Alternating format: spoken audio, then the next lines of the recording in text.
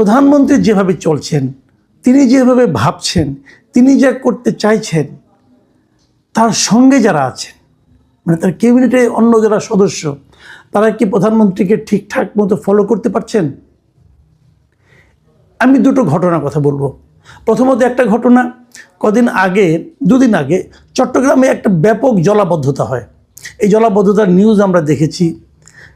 দুদিন আগে আমি প্রথম আলোতে একটা নিউজ দেখলাম যে মাত্র 10-15 মিনিটের মধ্যে একটা খাবারের দোকান কীভাবে নষ্ট হয়ে গেল।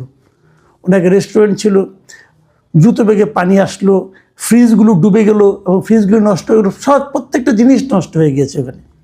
এবং তার ছবি এবং ওখানে যারা ছিলেন তাদের বক্তব্য ছাপা হলো।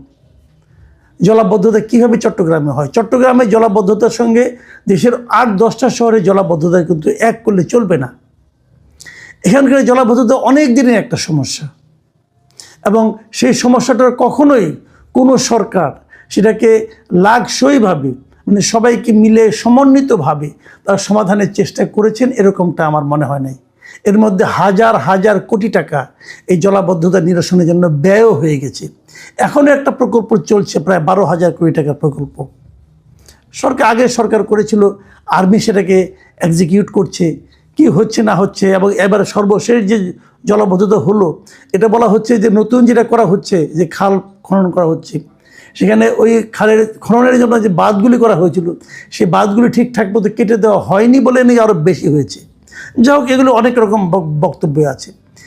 এসব ঘটনা যখন জানা গেল, তো জাতীয় সংসদে দাঁড়িয়ে আমাদের প্রধানমন্ত্রী নিজে চট্টগ্রামবাসীর কাছে দুঃখ প্রকাশ করলেন, বললেন যে আমার সরকার এটা পারেনি, এই জন্য আমি দুঃখিত। এবং তারপর তিনি স্থানীয় সরকার মন্ত্রণালয়ে যিনি প্রতিমন্ত্রী আছেন মীর শাহে আলম, তাকে পাঠালেন যে আপনি যে একটু দেখে আসুন সরেজমিনে কী অবস্থা, সমাধান কি করা যায়। এই ভদ্রলোক যে ওখানে কি করলেন, এই ভদ্রলোক যে বললেন যে ওইটা সব নাকি জলাবদ্ধতা যত খবর পাওয়া যাচ্ছে সব নাকি বানোয়াট খবর। তাহলে প্রধানমন্ত্রীর দুঃখ কি এই বানোয়াট তথ্যের উপর ভিত্তি করে? খেয়াল করুন, চট্টগ্রামের একাধিক এমপি বলেছেন জলাবদ্ধতা হচ্ছে, আর আমাদের স্থানীয় সরকার প্রতিমন্ত্রী বলছেন পুরো ঘটনায় নাকি বানোয়াট। উনি এমনও ইঙ্গিত করেছেন যে সমস্ত ছবি দেখানো হয়েছে সেটা নাকি আরও 2-3 বছর আগের ছবি। মানে একটা লোক যদি কতটা আমি কি বলবো, এটাকে গোয়ার টাইপের লোক হলে পরে, আত্মম্ভরি টাইপের লোক হলে পরে এই ধরনের কথা বলতে পারেন। তাবৎ মিডিয়ায় যে সমস্ত খবর ছাপা হলো সব ফালতু, সব বানোয়াট, প্রতিমন্ত্রী সাহেব একাই ঠিক। এবং উনি এসে আবার সেটা দম্ভের সাথে বললেন সংসদে যেগুলো সব বানোয়াট খবর। এবং ওখানে থাকাকালীন তিনি বললেন যে এটা তো আসলে জলাবদ্ধতা নয়, এটা জলজট, নতুন এক সংজ্ঞা দিয়ে আসলেন। ভাই, চট্টগ্রাম সম্পর্কে ধারণা না নিয়ে আপনি চট্টগ্রামে যাওয়াই ঠিক হয় নাই। দেশের অন্য অন্য শহরের জলাবদ্ধতা, অন্য অন্য এলাকার জলাবদ্ধতার সঙ্গে চট্টগ্রামের জলাবদ্ধতার একটা পার্থক্য আছে। এখানে এসে জোয়ারের পানিও যুক্ত হয়, কারণ পাশেই সমুদ্র, এবং জোয়ারের পানি যুক্ত হয় বলে ওটা কিন্তু দিনে দিনে আবার চলেও যায়। ধরেন আপনার 8-9 ঘন্টা 10 ঘন্টা থাকলো, এতেই কিন্তু যা ক্ষতি হবার হয়ে যায়, আবার পরের দিন আসে। এগুলো আপনাকে বুঝতে হবে। এতটুকু বোঝার ক্ষমতা না থাকা সত্ত্বেও আপনি ওখানে যে সমস্ত ঘটনা করেছেন, চট্টগ্রামের মানুষকে আসলে আপনি অপমান করেছেন। এই ব্যাপারে আপনার এই সমস্ত বক্তব্যের প্রেক্ষিতে চট্টগ্রামেরই কয়েকজন লোকের আমি কিছু মন্তব্য পেলাম। একজন নগর পরিকল্পনাবিদ, আমি একটা দৈনিক সমকালে একটা রিপোর্ট দেখলাম, সেখানে নগর পরিকল্পনাবিদ প্রকৌশলী দেলোয়ার মজুমদারের ওনাকে অনেক কোট করেছেন পত্রিকাটা। এবং সেখানে এই নগর পরিকল্পনাবিদ বলেছেন, আমি কোট আনকোট পড়ে শোনাই, যে প্রতিমন্ত্রী মীর শাহে আলম আসলে চট্টগ্রামের মানুষকে অপমান করার জন্য এসেছেন। যেখানে প্রধানমন্ত্রী জলবদ্ধতার জন্য দুঃখ প্রকাশ করলেন, সেখানে প্রতিমন্ত্রী উল্টো কথা বললেন। তিনি তো চট্টগ্রামে মানুষের দুঃখ দুর্দশা নিয়ে উপহাস করলেন। ভাবুন একবার, সেখানে একটা অনুষ্ঠানে কথা বলার সময় মেয়র শাহাদত যখন কথা বলতে চাইছিলেন, তখন প্রতিমন্ত্রী তাকে থামিয়ে দেন এবং তারপর সিডিএ চেয়ারম্যানের সঙ্গে নাকি তিনি দুর্ব্যবহার করেছেন। এগুলো আমরা এই রিপোর্টে পেলাম। এবং এই দেলোয়ার মজুমদার আরও বলেছেন প্রকৌশলী, যে কারোর সঙ্গে দুর্ব্যবহার বা জলাবদ্ধতাকে অস্বীকার করলে তো সমস্যার সমাধান হবে না। সংকটটা কোথায় সেটা দেখতে হবে। 8 বছরেও কেন সিডিএর মেগা জলবদ্ধতা প্রকল্প শেষ হলো না, সেসব দেখা দরকার। এখন প্রতিমন্ত্রী সেসব না করে জলাবদ্ধতার নতুন সংজ্ঞা দিলে তো হবে না।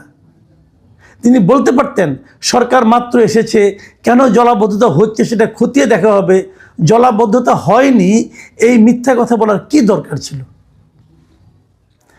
তার মানে এই যে মীর শাহ আলম সাহেব উনি এখানে গেলেন প্রতিমন্ত্রী, যে সমস্ত কথাবার্তা বললেন, যা আচরণ করলেন, তাতে কিন্তু উনি বলতে গেলে চট্টগ্রামে মানুষকে অপমান করেছেন, চট্টগ্রামে মানুষের কাছে সরকারের ভাবমূর্তি নষ্ট করেছেন, এবং প্রধানমন্ত্রীর যে বক্তব্য সেটাকে পর্যন্ত উনি অবহেলা করেছেন। কেন? ওনার এই সমস্ত কথাবার্তার মাধ্যমে, এগুলো তো আসলে অজ্ঞতা এবং মূর্খতার কারণে হয়েছে। এই কথাবার্তার মাধ্যমে সরকারের ভাবমূর্তি কি চট্টগ্রামে উজ্জ্বল হলো? দেশের কোথাও হলো? উনি নিজেকে কি মনে করেন? উনি মহাজ্ঞানী? দেখুন, এটা নিয়ে সোশ্যাল মিডিয়ায় কিছু বক্তব্য হয়েছে। আমি দুটো মন্তব্য আপনাদেরকে পড়ে শোনাবো। চট্টগ্রামের একজন সাংবাদিক মোহাম্মদ শামসুল হক, তিনি তার ফেসবুকে মন্তব্য করেছেন যে প্রতিমন্ত্রী খুব একটা খারাপ বলেননি, আসলে পানিতে শহর ভাসছে না, বরং ডুবেছে শহরবাসী, ঘরবাড়ি, জানমাল, যানবাহন। আর আরেকজন রিয়াজউদ্দিন বাজারের একজন ব্যবসায়ী আবু বকর মেহেদি, উনি মন্তব্য করেছেন যে সরকার পতনের জন্য বিরোধী দল লাগে না, এরকম একজন প্রতিমন্ত্রী যথেষ্ট। আমি মনে করি এই যে পাবলিক পারসেপশনগুলো, এগুলো সরকার তার বিবেচনায় নেবেন। আমি সরকার প্রধানকে বলবো, এমন লোকের উপর দয়া করে নির্ভর করবেন না যে আপনার সরকারকে সাধারণ মানুষের কাছে বেইজ্জতি করতে পারে, সাধারণ মানুষের কাছে অজনপ্রিয় করতে পারে। আর মীর শাহ আলম সাহেবকে বলবো, ভাই জানি আপনার বাড়ি বগুড়ায়, আপনি প্রধানমন্ত্রীর খুবই কাছের লোক, কিন্তু একটা কথা মাথায় রাখবেন, আপনি কতদিন টিকবেন কি টিকবেন না, এটা নির্ভর করবে আপনার বাড়ি কোথায় তার উপর না, নির্ভর করবে আপনার মেধা কতটুকু, আপনি মানুষকে কতটুকু সম্মান করতে পারেন, এবং কতটুকু সরকারের যে লক্ষ্য, সরকারের যে দৃষ্টিভঙ্গি, তার প্রতিফলন যদি আপনার কথায় উঠে আসে, তার উপর নির্ভর করবে আপনার স্থায়িত্ব, আপনার জনপ্রিয়তা। দয়া করে প্লিজ এটা মাথায় রাখবেন। আমি আরেকটা প্রসঙ্গ বলে আলোচনাটা শেষ করব। সেই প্রসঙ্গটা হলো, আজকে আইনমন্ত্রী একটা বক্তব্য, আইনমন্ত্রী বলেছেন এই যে 10 বছর পর তনু হত্যা মামলার জট খুলছে, উনি বলেছেন যে প্রধানমন্ত্রীর অভিপ্রায়ে এটা খুলছে। মানে প্রধানমন্ত্রী ঈদের দিন একটা নিউজের কাটিং ওনার কাছে পাঠিয়ে বলেছিলেন যে এই মামলাটা কেন এতদিনে হচ্ছে না, এবং এই প্রধানমন্ত্রীর এই অভিপ্রায়ের কারণে সুদীর্ঘ 10 বছর, ওনার ভাষায় উনি যেটা বলেছেন আইনমন্ত্রী, যে প্রধানমন্ত্রীর অভিপ্রায়েই সুদীর্ঘ 10 বছর পর এই মামলার জট খুলতে শুরু করেছে। ইতিমধ্যে একজন আসামিকেও গ্রেপ্তার করা হয়েছে। এবং এই কথা বলার মাধ্যমে উনি কিন্তু প্রধানমন্ত্রীর প্রশংসা করলেন, তাই না? এবং আমরা যদি এই জিনিসটাকে মাথায় রাখি, আমরা কিন্তু শেখ হাসিনার আমলের একটা প্রবণতা দেখতে পাই।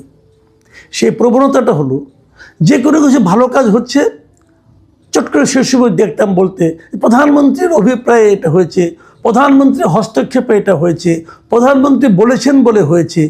এই যে মানসিকতাটা, এর মানসিকতার মাধ্যমে ওই সময়ে প্রধানমন্ত্রীকে এক ধরনের তেল দেওয়া হতো, নির্জলা তেল, এবং মানুষের কাছে বলার চেষ্টা করা হতো আমরা কোনো মন্ত্রী কোনো কাজ করি না, যা কিছু করেন প্রধানমন্ত্রী, এবং উনি করেন বলেই আমরা করি, উনি আছেন বলেই আমরা আছি, উনি বলেন বলে দেশটা এরকম ভালো চলছে।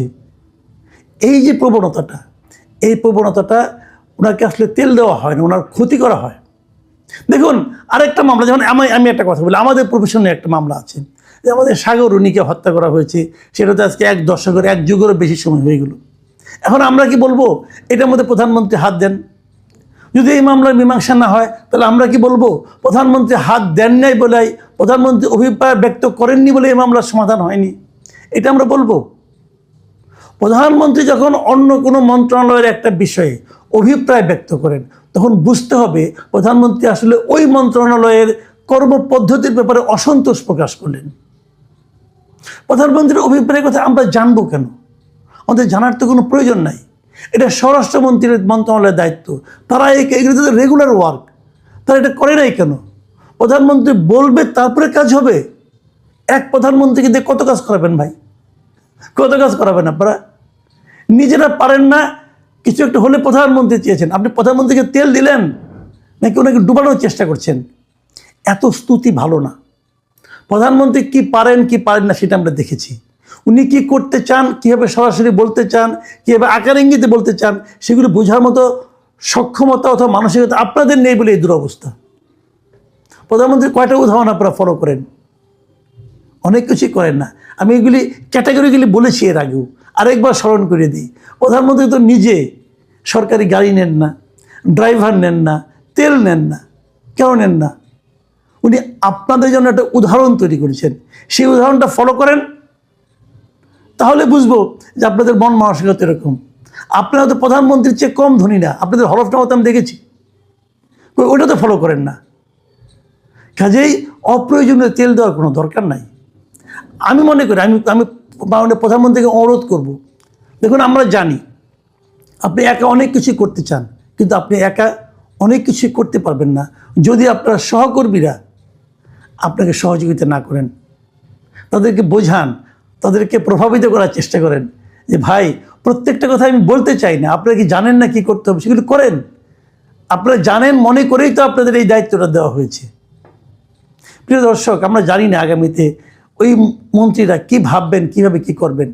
তবে আমরা আশা করব, আমরা এই সরকারের সাফল্য চাই, এবং সেই সাফল্য কেবল তখনই নির্ভর করবে যখন প্রধানমন্ত্রীর সঙ্গে ওনার পুরো টিম একীভূত হয়ে একসঙ্গে ঐক্যতানের মাধ্যমে একটা কাজ করতে পারবে। এখন এ পর্যন্তই। আল্লাহ হাফেজ।